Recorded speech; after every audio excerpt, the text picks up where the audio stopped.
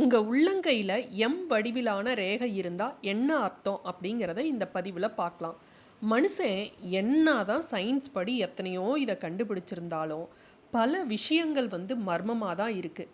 அதில் ஒன்று தான் இந்த கைரேகை. வடிவ ரேகை, எக்ஸ் வடிவ ரேகை இதெல்லாம் எல்லாருக்கும் இருக்கிறதில்ல. இதெல்லாம் ஒரு அபூர்வ ரேகை. ஒரு சிலருக்கு மட்டும்தான் இந்த ரேகை இருக்கும். நம்ம எதிர்காலத்தை கணிக்கிறதுக்கு பல்வேறு ஜோதிட முறைகள் இருந்தாலும் நாடி ஜோதிடம், கைரேகை ஜோதிடம் அப்படின்னு இருக்கு இல்லையா? இதில் இந்த கைரேகை ஜோதிடம் அப்படிங்கிறது ரொம்ப பழமையான ஒன்று. இது சீனாவில் அந்த காலத்திலேயே இருந்தது அப்படின்னு புராதன சிறப்பு வாய்ந்த கலை அப்படின்னு சொல்லியிருக்காங்க. இந்த கைரேகை ஜோதிடம் அப்படின்னு எடுத்துக்கிட்டோம் அப்படின்னா, இந்த உள்ளங்கை ரேகையை வச்சே நம்ம செல்வம், வேலை, திருமணம், ஆயுள் இதை எல்லாத்தையுமே சொல்லிடலாம் அப்படின்னு சொல்லப்பட்டுள்ளது. மனுஷனாக பிறந்த ஒவ்வொருத்தருமே பார்த்திங்கன்னா ஒரே மாதிரி முக அமைப்பு இருக்கும், உடல் அமைப்பு இருக்கும். அவனை மாதிரியே கண் இருந்தது, அவனை மாதிரியே முகம் இருந்தது அப்படின்னு சொல்லுவாங்க பாருங்க. கண்ணு, காது, மூக்கு, வாய் எல்லாம் ஒரே மாதிரி இருந்தது. உலகத்தில் 7 பேர் ஒரே மாதிரி இருப்பாங்கன்னு சொல்லுவாங்க. 7 பேர் ஒரே மாதிரி இல்லாட்டியும் கண்டிப்பாக ஒரே மாதிரியான முக அமைப்பு கொண்டவர்கள் 2 பேராவது நிச்சயமாக இருப்பாங்க. அதற்கு சான்றுகள் இருக்குது. ஆனால் யாரோட கைரேகையும் இன்னொருத்தரோட கைரேகையோட ஒத்து போகாது. அது எங்கேயுமே இருக்காது. ஆனால் ஒரு சில அபூர்வமான ரேகைகள் மட்டும், அதாவது குறியீடுகள் இருக்கு இல்லையா? இப்போ எக்ஸ் வடிவ ரேகை, வடிவ ரேகை இதெல்லாம் மட்டும் ஒரு சிலருக்கு ஒத்து போகும். பொதுவாக உள்ளங்கையில் பார்த்தீங்கன்னா கண்ணா பின்னான்னு எக்கச்சக்கமான கோடுகள் இருக்கும். இதில் அடர்த்தியாக இருக்கும், அடர்த்தி குறைவாக இருக்கும், இது மாதிரி நிறைய இருக்கும். 4 ரேகையோட கூட்டு தான் இந்த வடிவ ரேகை. எக்ஸ் வடிவ ரேகை 2 ரேகையோட கூட்டு. இந்த 4 ரேகையோட கூட்டு ரேகையாக இருக்கக்கூடிய இந்த வடிவ ரேகை இதய ரேகை, விதி ரேகை, வாழ்க்கை ரேகை, மூளை ரேகை, இந்த 4 ரேகைகளோட சேர்க்கையாக இருக்குது. இந்த வடிவ ரேகை ஒரு கையில் இருந்தால் என்ன பலன், 2 கையில் இருந்தால் என்ன பலன், வலது கையில் இருந்தால் என்ன பலன், இடது கையில் இருந்தால் என்ன பலன்னு தனித்தனியாக சொல்லியிருக்காங்க.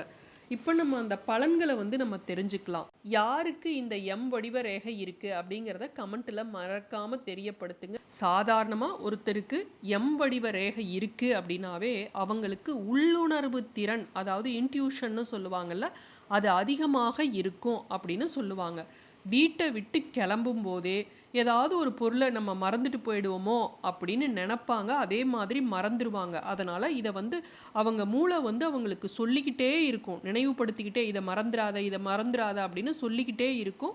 அவங்களுக்கு அந்த உள்ளுணர்வு இருந்துக்கிட்டே இருக்கும், இதை மறந்துடக்கூடாது, நாம் எடுத்துகிட்டு போகணும் அப்படின்னு நினச்சிக்கிட்டு இருப்பாங்க. 2 கையிலையும் வடிவ ரேகை இருந்தது அப்படின்னா இவங்க அதீத உள்ளுணர்வோடு இருப்பாங்க. எதையும் கொஞ்சம் கூட மறக்க மாட்டாங்க. கரெக்டாக ஞாபகத்தில் வச்சுருப்பாங்க. எதிர்காலத்தை முன்கூட்டியே கணித்து இப்படி இருப்போம், நம்ம இதை செஞ்சிடக்கூடாது, இதை செஞ்சோம்னா நம்ம சிக்கலில் மாட்டிக்குவோம் அப்படின்னு முன்னாடியே அவங்களால கணிக்க முடியும். அதனால் இவங்களை யாரும் ஏமாற்ற முடியாது. ஒரு கையில் இருந்தது அப்படின்னா கொஞ்சம் கவனம் இல்லாமல் இருந்துட்டு திரும்ப அதை உள்ளுணர்வு சொல்கிறதுனால அதை சரியாக செஞ்சுருவாங்க. இந்த 2 கையிலையும் வடிவ ரேகை இருக்கக்கூடிய பெண்கள் அபரிமிதமான உள்ளுணர்வு கொண்டவங்களாக இருப்பாங்க. பொதுவாக ஆண்களை விட பெண்கள் இந்த வடிவ ரேகை இருக்கிற பெண்கள் மிகவும் அதிக உள்ளுணர்வு கொண்டவர்களாக இருப்பாங்க அப்படின்னு சொல்லப்பட்டுள்ளது. யார் நல்லவங்க, யார் கெட்டவங்க, எதை நம்ம பயன்படுத்திக்கணும், எந்த வாய்ப்பை தவற விட்டுடக்கூடாது அப்படிங்கிறதெல்லாம் சரியாக கணிச்சு வச்சுருப்பாங்க. அதனால் இவங்க கோடீஸ்வரராக மேக்சிமம் 90% மக்கள் இந்த வடிவ ரேகை இருக்கிறவங்க வசதி வாய்ப்போடு இருப்பாங்க. வலது உள்ளங்கையில் இந்த ரேகை இருந்தது அப்படின்னா அவங்க எப்படி இருப்பாங்க அப்படின்னு பார்த்தீங்கன்னா, இவங்க பெரும்பாலும் அரசியல் தலைவராக இருப்பாங்க. நினச்சது எல்லாம் கிடைக்கக்கூடிய வாய்ப்பு இவர்களுக்கு இருக்கும். இடது உள்ளங்கையில் இந்த ரேகை இருக்கிறவங்க நிம்மதியாக இருப்பாங்க. இவங்களுக்கு ஆணாக இருந்தால் நல்ல மனைவி கிடைப்பாங்க, பெண்ணாக இருந்தால் நல்ல கணவன் கிடைப்பாங்க.